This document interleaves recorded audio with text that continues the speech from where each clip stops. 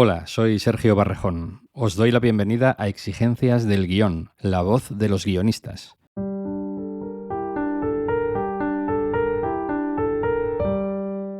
Hay gente a la que le gusta trabajar. Una afición, en democracia, tan respetable como cualquier otra, pero no es mi caso. Yo casi nunca quiero escribir, y si lo hago es o por aburrimiento, que ya me tengo que aburrir, o por economía. Cada semana juego a la primitiva con la esperanza de que algún día pueda dedicar mi existencia a leer, a ver cine, teatro... Y si ese día llegara, yo no escribiría ni una coma más. Y no sentiría pena ni nostalgia. Me seguiría inventando historias, por supuesto, pero no tendría la horrible necesidad de contárselas a nadie y mucho menos de ponerme a escribirlas.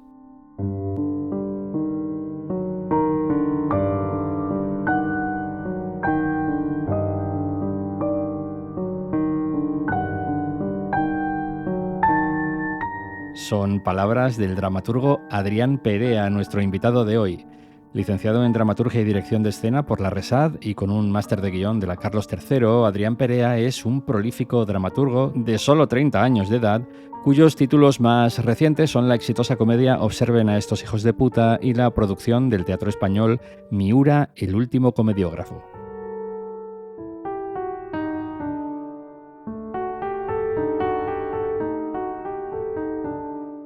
Gaby Ochoa y yo nos reunimos con Adrián Perea en las oficinas de Dama en Madrid.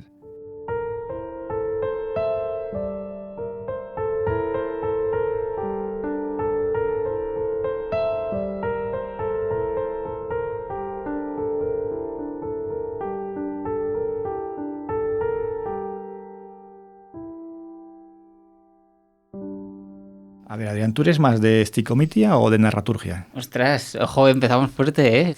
Hombre, supongo que la narraturgia, cuando Sanchis Sinisterra, que creo que es de los primeros que le pone como el nombre, empieza, se le pone nombre, ¿no? Porque es como una especie de rara avis y ahora hay como una especie de moda en la que, por ejemplo, Beatriz Jaén, que es la última directora que ha dirigido un texto mío, decía, joder, es que llevo 3 montajes seguidos de narración, de que los personajes de pronto en teatro narren.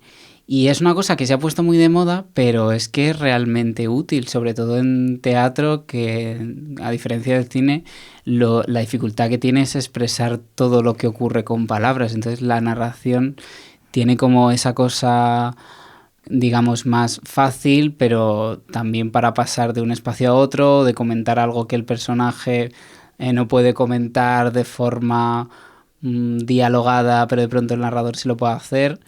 Y yo sí, estoy intentando como huir un poco de esas modas por las que obviamente pasamos todos, pero sí, o sea, narraturgia es que es muy adictiva. Y también para la comedia, que es lo que suelo escribir, también es una herramienta súper cercana al género. Muy bien, bueno, pues ya te has definido. ¿Cómo es tu proceso de escrituras? ¿Qué necesitas para comenzar o qué usas? Aparte de un ordenador, por supuesto, y una mesa, entiendo. Sería genial que de pronto dijera, no, yo a máquina, como se hacía antiguamente. Como hacía Javier Poncela, sí, ¿no? Sí. Que además eran objetos muy fáciles de transportar y de... Totalmente. Pues yo, no, para empezar a escribir, bueno, una idea en general que te divierta, por lo que os he dicho, vamos, yo suelo escribir comedia, entonces siempre te tiene que venir algo así o a lo mejor un tema o algo que llevaba tiempo queriendo abordar y de pronto ha aparecido la forma de hacerlo, o de pronto algo que lees y te inspira, pero suele ser eso, algo que te haga gracia y que te ponga a ti a trabajar, porque a mí sinceramente no es que me encante, no soy de esa gente que de pronto dice, si me toca la lotería seguiría escribiendo. Yo digo, pero o sea, como al final la escritura es algo, cuando tú te imaginas una historia es perfecta y cuando la pones en el papel y ya la tienes escrita es imperfecta, claro, la has materializado. Entonces hay algo como de decir, ostras, cuando yo me imaginé esto era como mucho mejor. Entonces yo ya con imaginar eso soy perfectamente feliz. Pero bueno, pues después de tener esa idea, bueno, pues suelo estar en un proceso más de estructura y demás, que con el tiempo estos procesos se van pareciendo más, en mi caso, a tratamientos de guión, no sé muy bien por qué. Creo que cada vez que tengo encargos de ese tipo, se lo voy ofreciendo o me lo encargan distintas personas a los que a lo mejor le tengo más aprecio y demás, entonces me encuentro yo como haciendo de una estructura una especie de tratamiento súper detallado como para que la otra persona diga, sí, esto, o sea, como que vea la obra como yo la estoy viendo, pero realmente no es necesario porque a veces ahora estoy haciendo estructura y estoy diciendo, ostras, si es que lo estoy escribiendo ya, quiero decir, o sea, no puedo ser tan preciso, pero bueno, parte un poco de ahí.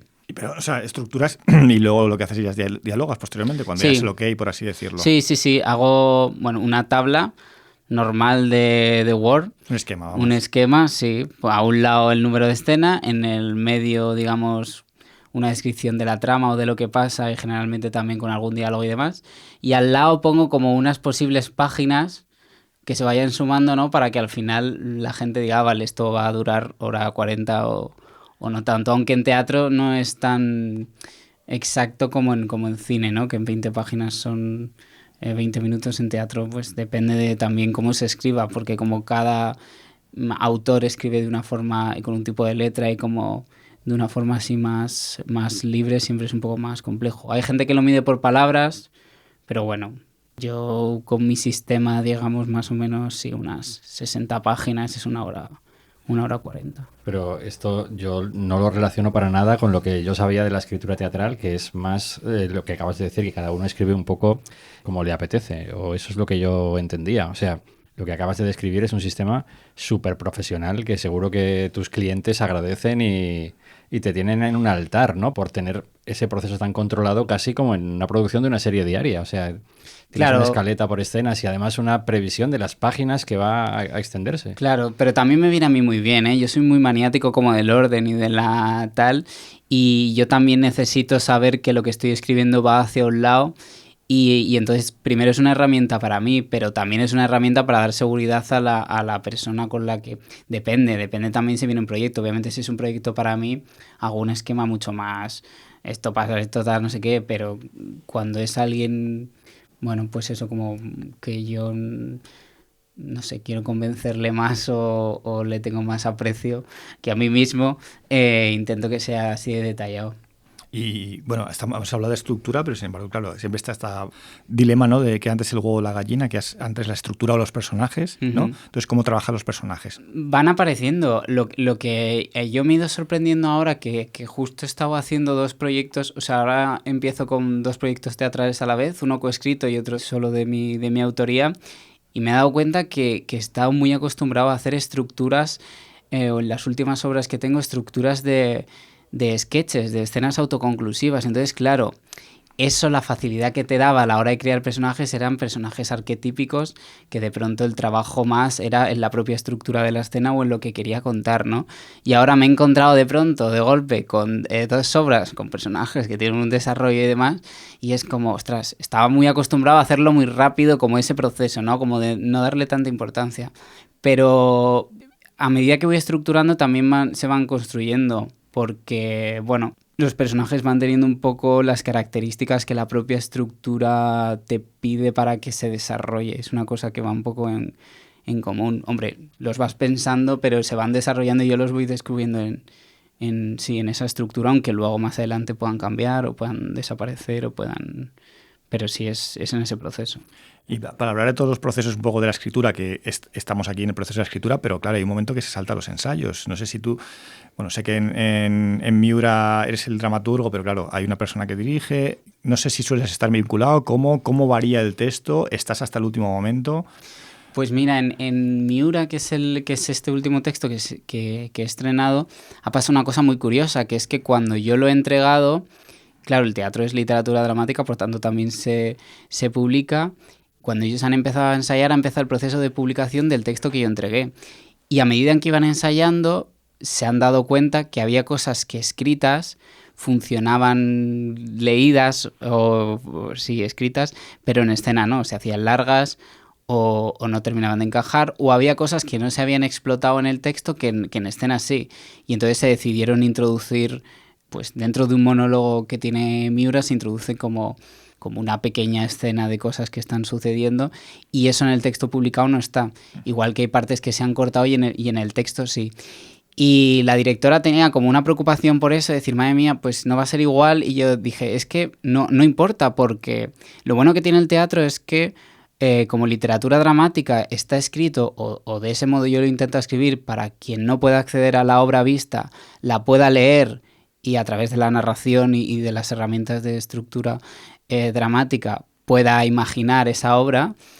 Y las cosas que funcionan escritas se quedarán ahí y las cosas que no han funcionado en escena se quitarán y será otra experiencia distinta. Es como contar la obra en dos multiversos. Lo absurdo sería poner cosas que tienen que entrar sí o sí aunque en escena no funcionen o al revés. Entonces me pasa mucho. Yo cuando leo, a mí por ejemplo me gusta mucho leer las obras publicadas de Pablo Remón, porque Pablo Remón como dramaturgo hace eso, manda el texto a publicar y luego si tiene que quitar o poner o inventarse, y es como ver escenas eliminadas o otra posible obra, ¿no? Entonces yo creo que eso también es algo guay y algo rico. Es que el teatro está vivo, ¿no? Total. Que cambia. Total. Me ha pasado también varias veces de publicar antes y siempre varía. No solamente varía en el estreno, sino varía. Yo recuerdo una obra que publiqué y la productora me dijo, es que se queda corta, podrías añadir. Y añadimos una escena. ¿Ves? Y ahí, al contrario, añadimos una escena que a mí me pareció tan buena que dije, qué pena que no se haya publicado.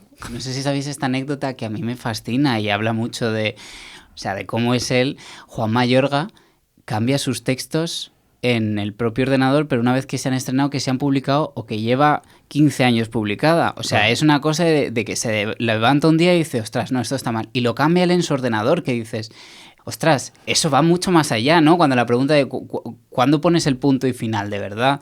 Yo no podría, porque ya me parecería como de estar dándole vueltas pero bueno, Juan Mayorga es un tipo que tiene una cabeza de aquí a Logroño y es matemático y es académico y lo es todo, pero eso me fascina mucho porque yo o sea, sigo adelante y sin embargo hay gente, o me contaron también que una vez el último bolo de la última función de la última obra, al día siguiente le dio notas al actor.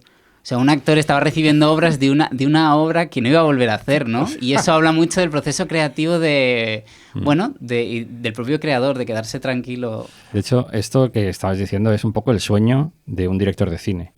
Porque claro, el gran drama del director de cine es que cuando tú terminas, eso ya queda ahí para siempre. Y cuando te toca ver proyectada una de las obras que tú has dirigido, y te toca verla por compromiso, porque estás en un festival o lo que sea, por lo menos en mi caso, lo que yo veo en pantalla es una sucesión de todos los errores que cometí en rodaje, desde el guión, el rodaje, lo que no hubo en producción porque no había dinero, lo que en montaje parecía una buena idea pero ya no me lo parece. Total. Es la posibilidad de que esté vivo. Total, y el teatro tiene una cosa muy a favor que no tiene el cine, que es que si yo te digo que aquí hay un caballo, tú lo vas a ver. Correcto. Y no hay ningún caballo. Y pasa mucho. Hay autores, Josep María Miró, su gran obra, que es El principio de Arquímedes, la han montado hace poco en Barcelona y han cambiado el final. ¿Sí? Y yo que me lo sabía decía, pero ¿dónde está esta escena? Y no, porque la sociedad de hoy ya no... Bueno, este final creemos que no funciona. Y le han publicado y pone como nueva versión del principio de Arquímedes con el final cambiado. Y es esto que hablamos, es como él y el equipo de pronto se ha unido una gente nueva, joven, que ha montado la obra y ha dicho, bueno, es que este final no funciona, y él ha dicho, pues es verdad, pues lo vamos a cambiar. Y se ha cambiado. Y de pronto ahora tienes dos obras con dos finales. A mí me gusta mucho más el original, pero sí, es este ejemplo de que están las cosas vivas y pasan este tipo de cosas. Ahora voy a decir lo contrario de lo que he dicho antes, porque según has contado esto, he pensado en el clásico momento de Han Solo Shot First. ¿Sabéis esto? No sé si sois muy frikis. Bueno, tú sí eres, Gaby, friki de Star Wars. Totalmente. En el episodio 4, en la primera película que se hizo, Han Solo, en la presentación del personaje, está en la taberna esta espacial discutiendo con un tipo que le ha contratado para no sé qué, no llegan a un acuerdo y Han Solo se lo carga.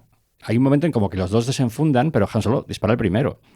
Y entonces, andando los años, cuando esto se convierte en una especie de obra que permea toda la cultura occidental, empieza a recibir críticas de, claro, es que este personaje, esto no es justificable, eso es un asesinato a sangre fría. Y entonces manipulan la película para que el bicho de enfrente, que es un alien que aparece solo en ese momento, solo está ahí para que lo maten, desenfunde primero. Y entonces Han Solo, de alguna manera, se puede argumentar que se ha defendido, ¿no? Se ve obligado, ¿no? Y hay todo un movimiento de fans que se hacen camisetas y pancartas que dicen Han Solo shot first. O sea, no me arregles a Han Solo. Han Solo es un cazarrecompensas y es un mercenario y no tiene moral, y eso es parte del encanto del personaje, entonces no me lo arregles, ¿no? Claro. O sea que también hay un peligro en poder manipular tus obras porque quizá te dejes llevar por la moral de la época, ¿no? Por ser políticamente correcto, y le quitas el valor de documento que tienen, ¿no? Totalmente. Y todo lo que escribimos va unido, bueno, sobre todo la comedia. O sea, la comedia siempre va unido a un tiempo y no puede huir de él. Y las buenas comedias son buenas porque envejecen bien, no se pueden hacer en el tiempo. No tienen nada más que eso, que saber envejecer, porque las puedes leer y lo que nos parece gracioso hoy, mañana no lo es, o no entendemos la referencia, o pertenece a un momento muy concreto que no tiene sentido contarlo hoy, por tanto, sí. Totalmente. Bueno, ahora que estamos hablando de comedia, quería entrar yo en ese tema, ¿vale? Porque te has dedicado sobre todo a la comedia, Adrián. ¿Y cómo generas la comedia? O sea, ¿cómo nace de ti? ¿Por qué necesitas contar el mundo desde esa mirada? Bueno, creo que es el punto de vista de cualquier persona que escribe comedia, aunque no tiene por qué. Parece que alguien que escribe comedia tiene que ser ultra divertido todo el rato, y a mí me encanta profundizar en la biografía de grandes comediógrafos y darte cuenta de que eran señores tristes, solitarios, y de pronto eran buenísimos haciendo chistes. Pero todo nace un poco de eso, de ver la vida sí, con ojos de comedia, que creo que también es algo muy patrio, muy español, siempre lanzar primero el chiste. Sí, no sé, creo que va dentro un poco de mi forma de ser, y no sabría... O sea, yo, por ejemplo, cuando estudié dramaturgia en la Resat, en tercero había una asignatura que era escritura dramática 3, y tenemos que escribir una tragedia breve y una comedia breve. Y yo la tragedia lo pasé fatal, porque no me tomaba en serio a mí mismo, el lenguaje que tiene la tragedia, ¿no? De pronto poético, era como, alguien va a soltar un chiste aquí, quiere decir, o sea, es que no me creo a mí mismo haciendo eso, ¿no? Es más, cuando expliqué el proyecto, la gente decía, pero si es una comedia. Y yo, que no, que es una tragedia. No, pero no te das cuenta, y era como, bueno, al final es cómo manejas el mundo. Querías huir de ello, pero era imposible. No, imposible, así imposible. Y ya te digo, y con el tiempo también ha sido un poco... Sí, darte cuenta de eso, que yo... Y me encantan los thrillers y me encantan los dramas, pero es esta cosa de no poder... Ahí sí que me siento como esta cosa del síndrome del impostor ahí muchísimo. Hablando de comedia, empleas mecanismos propios de la comedia. Estoy pensando en el gag, en el running gag, en el juego de palabras, que es algo que utilizaba mucho Miura, Jardín Poncela, etc. Claro, siempre. O sea, es como partir de una situación divertida. A mí cuando estoy en esta cosa de estructurar, también me sirve como para decir, vale, ¿qué es lo gracioso, qué es lo divertido de esta escena? ¿Cuál es el chiste? ¿Cuál es la situación? Y siempre es el truco de, vale, pues hay que darle la vuelta a esto para que sea divertido. Quiero decir... en Observen a estos hijos de puta son todas escenas conclusivas. Entonces hay una de ellas que de pronto es los últimos de la fila, los últimos romanos de la fila que van a apuñalar a Julio César mientras están esperando apuñalarse. ¿De qué están hablando? Claro, y es como... ¿Qué sería lo más raro que pudieran hablar, no? Pues del tiempo. Pues sí, parece que va a llover, joder, si van a este ritmo no nos va a dar tiempo a cenar. Bueno, ¿has traído un puñal? Sí, tengo aquí. Yo también, es que he salido de casa corriendo y no me ha dado tiempo. O sea, al final para mí es eso, darle la vuelta a las cosas, creo que con una situación divertida el resto de herramientas salen, salen los chistes, salen los personajes, salen las respuestas salvajemente inadecuadas, bueno, todo fluye. Me encanta lo de salvajemente inadecuadas. Sí, esto es de John Borhaus, que tiene un libro estupendo. Sí. El de cómo orquestar una comedia. Sí. Y hace poco lo revisé y tiene esto, ¿no? Como la respuesta salvajemente inadecuada. Y es verdad, y eso es lo que te permite la comedia también. Has hablado, de hecho, de Observen estos hijos de puta, que ya el título en sí ya es una provocación total. Ya. ¿Cómo planteas, bueno, en este caso, en esta comedia, luego hablaremos de Miura, o sea, es una comedia con ideas muy locas y casi imposibles, ¿no? Es decir, esto también es verdad que yo cuando lo leí entronca mucho con ese teatro, ese primer teatro español que conocemos de principios de siglo, que disparaban, no sabías dónde, o sea, no sabías dónde. Sí, bueno, comienza con una propuesta muy loca, que es que un presidente del gobierno le dice a un presidente de un club de fútbol muy importante en su palco. Bueno, el presidente del club de fútbol le propone al presidente del gobierno hacer una ley de bienestar animal para que los delfines pasen a ser considerados animales de compañía, ¿no? Y el presidente del gobierno le dice, no, eso es una locura. Y es un poco para hablar, esto surge de un encargo de la compañía catalana Duo Fácil, que habían leído un libro de Fons y Loaiza, que es periodista, que se llama El poder del palco, sí, que habla de, bueno, todos los chanchullos de Florentino y demás, y ellos querían hablar un poco de eso, pero para hablar de la corrupción a todos los niveles, no solo a señalar los grandes. Y a mí lo que me interesaba era también decir, ostras, pero nosotros en nuestro día a día, quiero decir, si tú ahora vas a una cafetería y pides no sé cuántas cosas y no te cobran un café, ¿qué haces? ¿Lo dices? ¿No lo dices? O sea, y si no lo dices, también es una corrupción a pequeña escala, ¿no? O, quiero decir, a mí me interesaba sobre todo eso. Y la obra, pues sí, tiene un mecanismo de escenas autoconclusivas, pero que todo va hilado en cuanto a esta cosa tan loca de que los delfines sean animales de compañía. Y el título viene por un tuit de Pérez Reverte, que yo un día descubrí y me hizo mucha gracia, y solo ponía eso, ponía observen a estos hijos de puta y adjuntaba un vídeo de estos ricos que van cazando animales en los safaris, y dije, esto es muy divertido, lo quiero usar algún día. Me hace gracia porque en verdad la obra trabaja la macroestafa o la macroputrefacción del sistema de arriba y la micro. O sea, total. Trabajas en todos los niveles, total, ¿no? Porque es como sociedad creo que es lo interesante, que señalar solo a unos cuando pues hay una escena de gente, de un padre, un monólogo de un padre en Disneyland porque ha robado un bolígrafo y su hijo la llama ladrón, ¿no? Y él tiene un monólogo de 3 páginas diciendo que él es un obrero, que no va a poder robar nada en su vida, que si roba en Disneyland es porque ha pagado para poder hacerlo y que, ¿no? Entonces, es toda esta reflexión sobre las clases y sobre, bueno, cómo cada uno... Bueno, habría que pensar si en estar en estos altos puestos seríamos igual de honestos o igual de corruptos que si lo somos en el estadio social en el que estemos. Pero aparte eso lo haces desde la comedia, claro. Desde un ámbito en el que, bueno, aparte de controlas, que de alguna manera entra mucho más fácil, ¿no? Sí, total. A mí eso es lo que más me fascina del género. O sea, yo estoy obsesionado con la comedia, entonces pienso que realmente es un género ideal para hablar de cualquier cosa, porque la gente se está riendo y hay en un momento en el que se deja de reír y está diciendo, ostras, ¿cómo me has colado esto? ¿Cómo me estoy riendo de esto, no? Yo ahora estoy con un proyecto que no habla directamente, pero sí lo abarca porque me fascina, que es el 23F, y no entiendo por qué el 23F nunca se ha contado desde la comedia, cuando realmente es una cosa berlanguiana a lo más absoluta, que además nos habla y nos muestra de la sociedad en la que somos, ¿no? Entonces es como usar la comedia para hablar de cualquier tema, creo. A mí siempre es lo que más me gusta, estar riéndome y de pronto sentir un pinchazo en el estómago y decir, ostras, ¿esto tiene gracia o no? Me siento apelado, tengo que romper una lanza por Arturo Ruiz Serrano, guionista que ha estado aquí entrevistado por Exigencias del Guión, porque él hizo un cortometraje de comedia que ocurría durante el 23F. ¡Ay, qué guay! Se llama Expediente WC, una ficcionalización de lo que pudo ocurrir en los cuartos de baño mientras Tejero esperaba a Mr. X. Claro. Y en el momento en que le comunican que no va a venir y que tiene que salir usted, y le dice, pero yo no sé qué voy a decir, yo no sé hablar. Y está muy agobiado porque quiere decir algo importante, ¿no? Va a ser un momento histórico y entonces hay un guardia civil por allí o un soldado, no recuerdo, que dice, bueno, yo colecciono discursos de José Antonio. Y entonces le da el discurso de España es una unidad de destino frente al universal y no sé qué. Y hay y el tío se va como imbuyendo del espíritu de José Antonio y como que se viene arriba y entonces cuando sale dice, se sienten coño. ¿Qué es lo que sale de él? Qué maravilla. Ahora estudiándolo, porque a mí el se sienten coño me fascina. No está claro quién lo dice.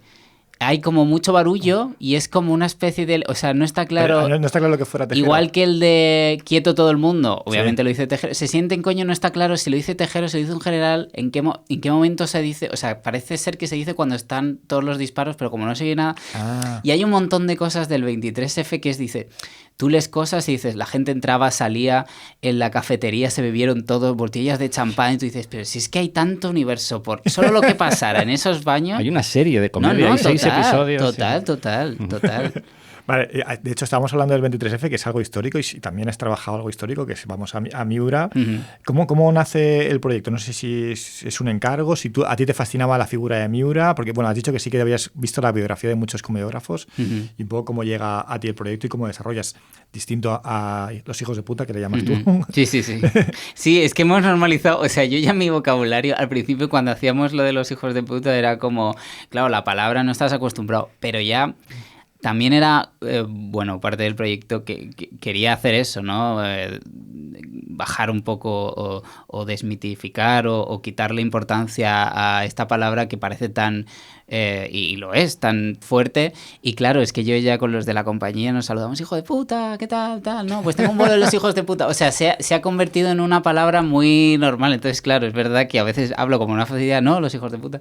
Pero sí, no, sin embargo, Miura vino leyendo la biografía de Miura. Ajá. Y descubrir esta historia de cómo él escribe, bueno, vive, escribe y luego termina por estrenar 20 años después su primera obra y la que realmente parece que es la única comedia de las que escribió que sobrevive hoy, digamos, a como ese tono amarillo, porque las otras eran comedias, digamos, mucho más comerciales para el público burgués de la época. Entonces, es lo que hablábamos antes, reflejan momentos o ideas que eran muy propias de esa época y, sin embargo, Tres sombreros de copa es la primera obra que escribe de una forma completamente libre y como es incapaz de venderla, luego la coge como manía, pero es la que sobrevive hoy. Y fue leyendo yo, mucha gente creía que era un encargo de Matadero. A mí me llama Luis Luque, que es el director artístico de Nave 10, y me dice, quiero un texto tuyo. Entonces yo iba de camino con 2 ideas para presentarle y esta era la que realmente me apetecía hacer. Y yo decía, me va a mandar la mierda, voy a decir, quiero escribir sobre Miura, y voy a decir, pero esto es Nave 10, creación contemporánea, como, ¿sabes? Eres el autor más joven y vas a escribir de Miura, o sea, no tiene ningún sentido. Y sin embargo le conté la historia y le encantó. Y yo siempre he tenido el miedo de si esa historia que yo leí, que me emocionó mucho, a la gente le iba a gustar. Y ha sido una sorpresa ver que sí, que no solo a gente de nuestra profesión, sino a gente más mayor, a gente más joven. Y al final, joder, es un poco lo que, vamos, lo que creo que todos los que escribimos nos queremos, que es, joder, si esto me ha emocionado a mí, ojalá pueda emocionar a la gente, sea la historia de Miura o sea la de mi prima, la de Alcalá de Henares. Totalmente. No, y de hecho, quiero decir, la figura tan fascinante de Miura. De hecho, hay una cosa que tiene Miura que a mí me genera, yo como profesor de teatro, me genera como siempre mucha duda, no sé cómo denominarlo, ¿no? Que es la obra Tres sombreros de copa, una obra claramente racista. Sí, claro. Ese es el principal problema. Hemos hablado como sobrevive muy bien hoy. Es verdad que lo más complejo de llevar hoy a escena Tres sombreros son los chistes racistas. O sea, el problema principal radica en el que el personaje de Bubi, que es el negro, es malo porque es negro. Y en Miura, en el último comediógrafo, hemos tenido también un actor negro y hemos hablado mucho de esto y de si era racista o demás. Obviamente lo es. Y entonces pensábamos como, ostras, si montáramos Tres sombreros de copa, ¿cómo podríamos hacer esto hoy sin tocar el texto, que esto no fuera? Y yo decía, claro, imagínate que de pronto todos son negros. Si tú, Dionisio, que eres el protagonista, eres negro, le dices a Bubi, ¿desde cuándo es usted negro? Pues no sé, yo siempre me he visto así, dices, ya no es racista, porque es un negro a otro negro. Y Tres sombreros de copa, como tiene un humor, digamos, más absurdo, que siempre Miura negó que fuera absurdo, sí que podría ser un ejercicio, pero claro, te estás haciendo otra versión, ¿no? Pero es el principal problema y siempre pasa. Y a mí me pasa que, por ejemplo, cuando veo un montaje y veo que lo han quitado, siempre digo, cobarde. Como, pues, ¿sabes? Como aquí es verdaderamente cuando tienes que tener el ingenio y lo fácil es decir, no, esto se corta. Pero es como... ¿Cómo hacerlo? Somos una sociedad racista. Quiere decir, obviamente está muy feo vernos reflejados así, pero lo era y lo seguimos siendo. Es muy interesante. La última, yo creo que era el National Theatre, el último Otelo que hicieron, que tuvieron también esta discusión de si es Otelo, ¿no? Si Otelo es moro o negro, si no lo es. Claro, que decir, somos una sociedad racista y hay que ver cómo asumirlo, eso que dices tú. Que a lo mejor es decir, bueno, pues son todos negros, ¿por qué no? O buscar, creo que el director que quiera montar hoy Tres sombreros, lo primero que tiene que tener en cuenta es por qué monta hoy Tres sombreros y qué hace con eso. porque realmente es el... Claro, pero también hay una distancia que se asume por parte del espectador cuando montas un clásico, ¿no? Sí, Que sí. son un documento de su época, es pues el Mercader de Venecia también, ¿no? Quiero decir, hay un punto en el que tienes que decir, de acuerdo, esto en su época era así y no me voy a sentir ofendido 400 años después, o en este caso... Totalmente, y tú como espectador tienes que hacer un ejercicio de abstracción, porque mira, la última vez que se montó en el María Guerrero lo montó Natalia Menéndez, que su padre Juan José Menéndez estuvo en el reparto original de Tres Sombreros, cuando la hizo el Teu. Y Natalia Menéndez la montó y hay un chiste al principio que es Don Rosario, que es el dueño del hostal, que se le ha muerto un hijo y entonces la comedia de ese personaje, lo divertido de ese personaje que es el director de un hotel que trata a sus huéspedes como si fuera su padre y los arropa y tal, y no sé qué, está hiper preocupado por ellos porque a él se le ha muerto un hijo. Total. Fíjate que dentro de eso es como súper trágico y sin embargo súper divertido.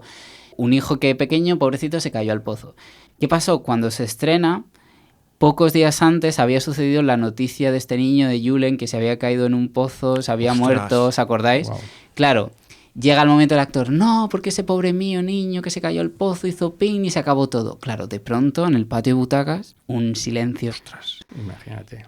Y además ese chiste se vuelve a repetir como 2 y hasta 3 veces y hay un momento que tú dices, por favor, o sea, tú te sientes mal, pero ahí me pareció muy valiente lo que hizo Natalia Menéndez, que era decir, a ver, tenemos que hacer un ejercicio de abstracción, no nos estamos... Obviamente nadie se rió, pero porque el recuerdo que tenía... O sea, al final el problema era nuestro como espectador, porque el problema o lo que estaba sucediendo en la actualidad, nosotros estábamos poniendo ese punto de vista encima de la obra. Claro. Entonces estas cosas pasan y yo siempre digo, no pasa nada si hacemos un ejercicio de decir...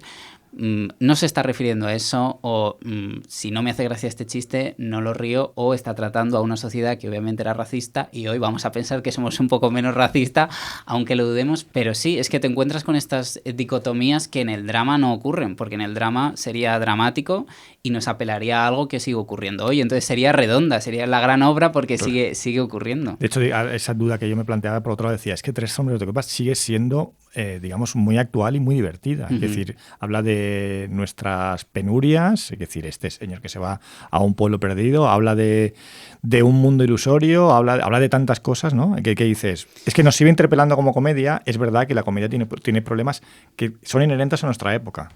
Sí, total. Y también habla de, creo que los fundamentales a los que nos dedicamos a esto, que es la elección entre la vida, bueno, en ese momento el personaje, la vida burguesa o la vida de los artistas. Total. Que aunque ahora no es tan separada, a la vida de los artistas me refiero a dedicarte a un oficio que no sabes si hoy te va bien, si mañana te va a ir, frente a sacarte una posición y ser registrador de la propiedad.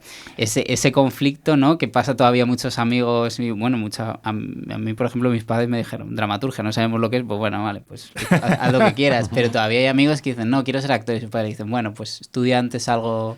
Estudia Derecho y eso mientras es, y tanto luego haces lo que ya quieras. haz lo que quieras.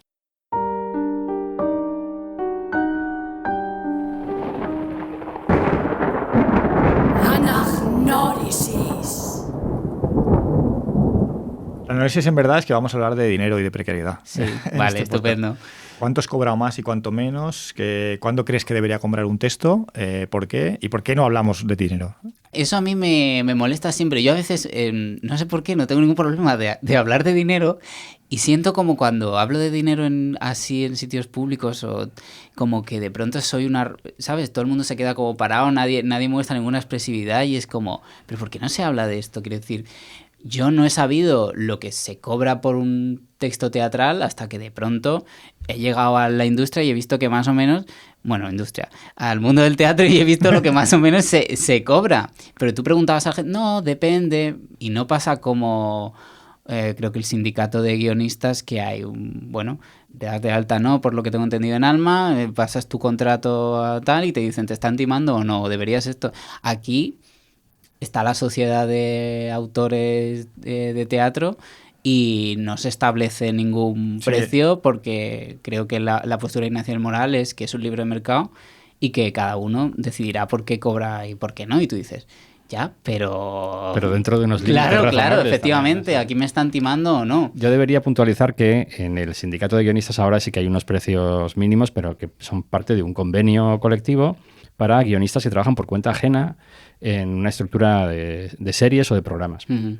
Pero cuando años atrás se intentó establecer unos precios mínimos para el precio de compra de un guión que tú puedes vender como autónomo, la Comisión Nacional de los Mercados de la Competencia le atizó una multa de, no sé si 50.000 euros, una cosa por el estilo, creo al que eran sindicato 30.000. Almo, o 30.000, disparate en cualquier caso, y le obligó a retirar todas las recomendaciones. Le pasó también al GAC, al sindicato catalán, o sea que ahí sí que se impuso la teoría del libre mercado, como si de repente fuésemos los guionistas, no sé, petroleras, pactando el precio de la gasolina. Sí, sí. Con lo cual, yo creo que Ignacio del Moral también viene prevenido de aquello que vivió en primera persona, seguramente. Total. Digo en primera persona porque sería miembro del sindicato de guionistas. Total. Y debió decir, no cometamos el mismo error, ¿no? Total, pero al final es una cosa que dices, ¿a qué me atengo? Pues a tener que preguntar. Y luego está esta cosa del tabú del dinero, que no se habla del dinero, y entonces a veces, generalmente, si viene un teatro público, yo la experiencia que tengo tanto en residencias o como esto en Matadero, que ha sido coproducción,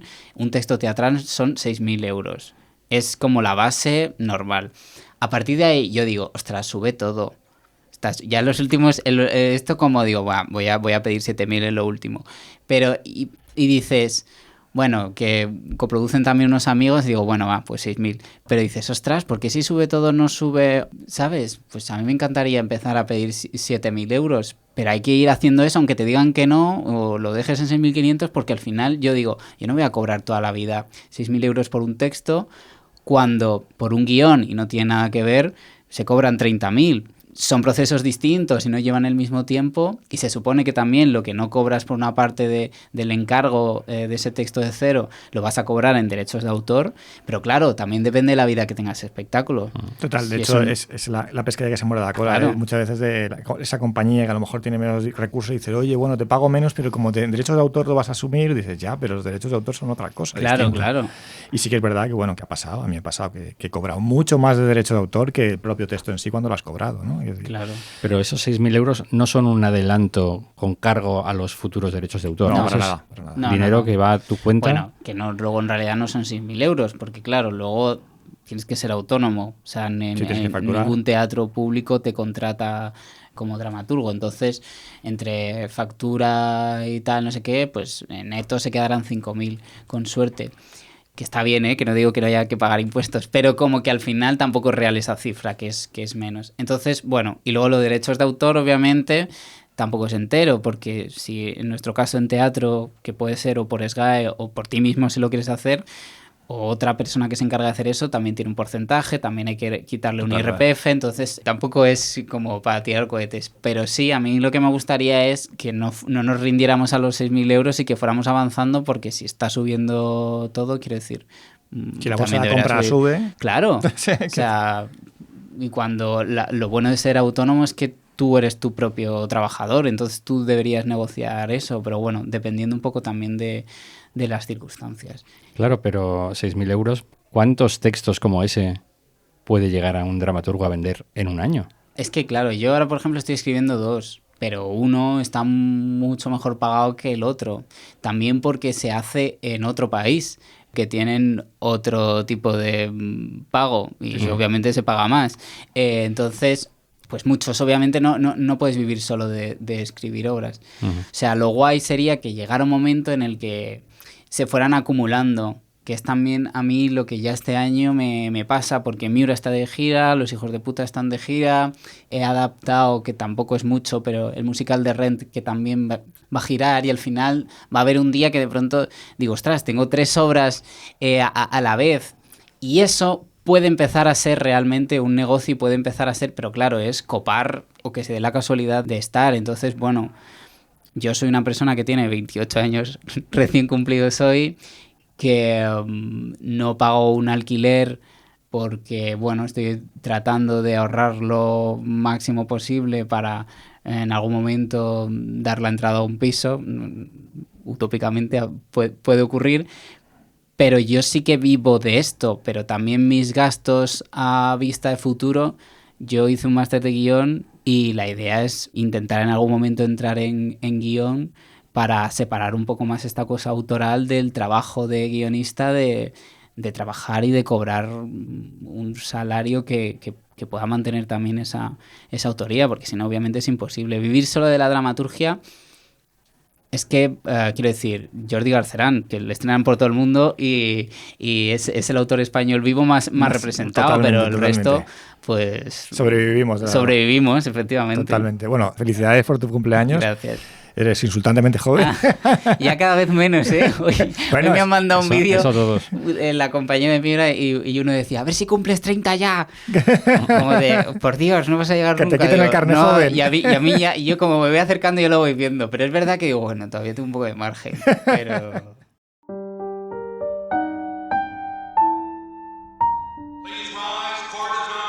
El Consejo General del Poder Teatral. Y lo que hacemos en el Consejo General de Poder Teatral es, te vamos a plantear un par de momentos teatrales, vale, de obras de teatro. Genial. Para que nos des un poco tu opinión. Vale. Y luego sí que te pediría pues que nos dieras un consejo, ¿Qué consejo le darías a Adrián que empezó o qué consejo le darías a tus compañeros y compañeras que están en la RESAD o en cualquier escuela de teatro escribiendo? Genial. Y que no ven la luz al final del túnel o que la van a ver cada vez más cerca, ¿no? Vale. Pues mira, vamos a empezar por esta frase de Alfredo Sanzol, La respiración. La ficción es el mejor entrenamiento para la realidad. Pues totalmente. Yo creo que, bueno, Alfredo también para mí es uno de los referentes, tanto a nivel dramaturgo como a nivel de escritura de comedia. Y yo creo que sí, que también lo bueno que tiene escribir ficción es tratar de entender la realidad o llegar a reflexionar sobre temas en los que en la realidad a lo mejor no tenemos la oportunidad de tenerlos enfrente o de habernoslos encontrado. Por ejemplo, la nueva de Alauda Ruiz de Azúa, por este conflicto, ¿no?, generacional de pronto, claro, estamos en una sociedad en la que si de pronto tu hija de 17 años te dice que se quiere meter a monja, es una movida, generalmente. Cuando hace 30 años... Era todo lo contrario. Entonces, eso me interesa muchísimo porque me pilla muy lejos de eso, porque como no tengo hijas... Que se quiera meter a monjas. Que se quiera meter a monjas ni nada. Me parece muy interesante y me parece que gracias por hacer ficción con esos temas, porque creo que como sociedad nos llevará a una reflexión o a un tal que de otro modo no tendríamos la oportunidad de acercarnos. Y obviamente nos enriquece, nos hace aprender, o sea que sí, totalmente de acuerdo. Venga, y otra en este caso de Tom Stoppard, de Royal Thing, que se la ha traducido a veces como algo auténtico y a veces como realidad. Las palabras son inocentes, neutras, precisas. Describen esto, significan aquello. Si las cuidas, puedes construir puentes sobre la incomprensión y el caos. Pero cuando las destrozan, ya no sirven de nada. Es muy interesante porque vi una obra de teatro hace mucho tiempo que un personaje... Era una obra de teatro comercial, se llama El Nombre, francesa, ahora no recuerdo el autor... Y hay uno de los personajes que dice al principio, están discutiendo con su mujer y la mujer le está diciendo no digas eso, y él le dice algo así como, soy profesor de literatura, conozco las palabras y su alcance. Y hubo a mí algo que me dijo, ostras, claro, conocer el significado de las palabras y su alcance y además decir esa frase es como, si quiero hacer daño, lo voy a poder hacer porque conozco, ¿no? Y creo que todos lo hacemos, pero después de decir esa frase es como... voluntariamente hacer daño, ¿no? Que es un poco lo que pasa con la comedia, esta cosa del hacer humor para reírse con o reírse de. De pronto la comedia puede ser un arma hostil y el manejo y la medida de eso está en nuestras manos, así que completamente de acuerdo. O sea, como dices, la comedia puede ser profundamente revolucionaria o reaccionaria. Totalmente. Y ahora que estamos viviendo un momento de tener mucho cuidado con lo que nos reímos y con lo que no, creo que es evidente cuando tú quieres hacer un chiste sobre que es un negro en la nieve, un blanco fácil, o su humor era tan negro que le disparaba a la policía. Quiero decir, son dos chistes completamente distintos. Uno está criticando el racismo dentro de la policía y otro está siendo realmente racista. O sea que sí, que totalmente el uso de las palabras. Y ya por último, Adrián, ¿cuál es el consejo que nos darías o que darías? Vamos a pensar en un Adrián del pasado o bueno, a que le darías a cualquier dramaturgo o dramaturga que empezara ahora. Ha sido guay porque hace 10 años que entré en la RESAD a estudiar dramaturgia Y ha sido fuerte el decir, ostras, han pasado 10 años. Claro, yo entré sin saber absolutamente nada. Me decía, yo oía en clase decir Sanchis, Sanchis, Sanchis y decía, ¿quién es este señor? Me sonaba indio. Entonces iba apuntando nombres de dramaturgos y los iba memorizando. No sabía absolutamente nada de teatro. Creo que el consejo es, al final, la confianza en uno mismo y en lo que uno quiera hacer. Yo entré con 17 años. En ese momento estudiar dramaturgia era como una segunda carrera, bueno, o con alguien como una carrera complementaria a filología o cualquier otra cosa. Y yo realmente me sentí un poco, no juzgado, pero sí mirado como de, uy, este niño que va a hacer dramaturgia. Y yo realmente estudié dramaturgia porque era la única carrera que entraba y me ponía a escribir. No, yo intenté buscar como la carrera de guión, obviamente no existía, y era como, no, es un máster, tienes que hacer cultura audiovisual o algo así, y luego yo decía, pues que yo no quiero hacer eso. Y entonces dramaturgia de pronto es la única carrera que desde el principio comienzas a escribir, entonces yo animaría Ahora creo que sí que hay mucha más gente joven que decide entrar y como que se ha normalizado, y el consejo que daría sería ese, confiar en lo que tú quieras hacer y en tu, digamos, proceso. Y si sale bien, saldrá bien. Y si no, también saldrá bien. Quiero decir que el verdadero éxito es hacer lo que quieres y ser el más joven de tu clase de dramaturgia y ya está. Y seguir para adelante.